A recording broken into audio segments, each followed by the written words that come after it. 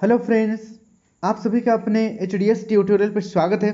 तो इस वीडियो में हम लोग देखेंगे चेक बोर्ड क्लास 10th का हिंदी का वीकली टेस्ट का वेरी इंपॉर्टेंट क्वेश्चन।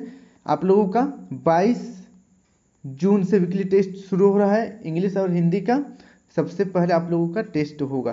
तो इंग्लिश का मैंने ऑलरेडी अपलोड कर दिया है, नीचे डिस्क्रिप्शन में आपको लिंक मिल जाएगा, जाकर जरूर देखिएगा और अच्छी तरीके से टेस्ट लिखिएगा। तो यहाँ पर मैं आप लोगों को हिंदी का most important very important question बताने वाला हूँ।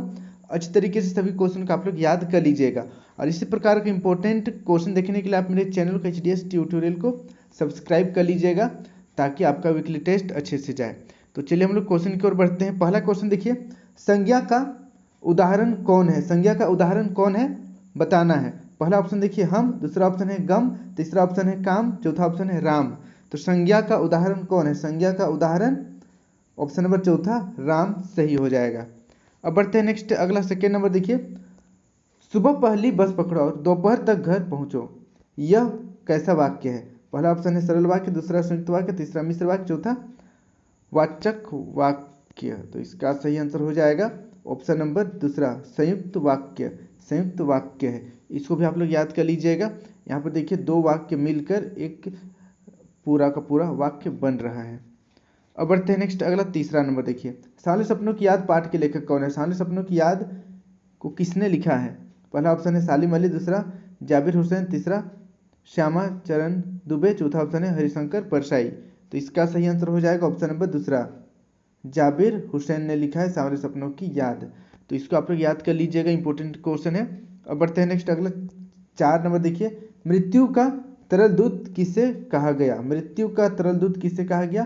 पहला ऑप्शन है हवा को, दूसरा ज्वालामुखी को, तीसरा बाढ़ के पानी को, चौथा गैस रसाव को।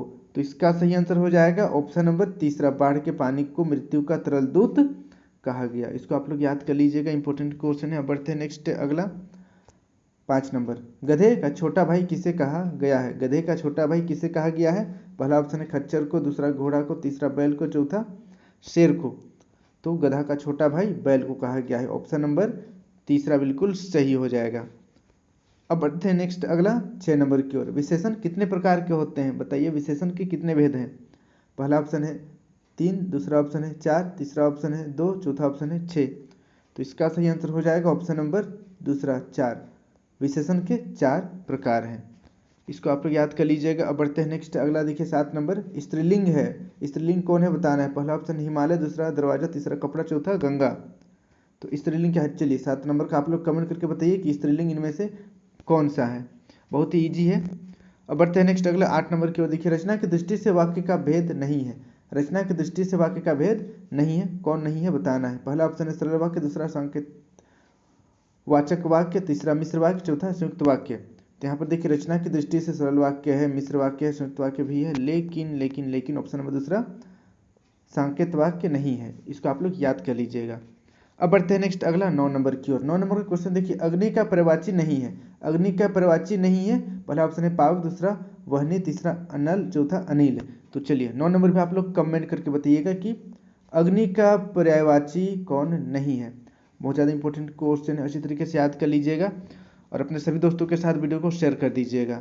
और इसी प्रकार का इंपॉर्टेंट क्वेश्चन के लिए आप मेरे चैनल के HDS ट्यूटोरियल को सब्सक्राइब कर सकते हैं ताकि आगे भी आप लोगों को मैं इसी प्रकार से मदद कर सकूं। आज के लिए इतना ही। Thank you for watching video.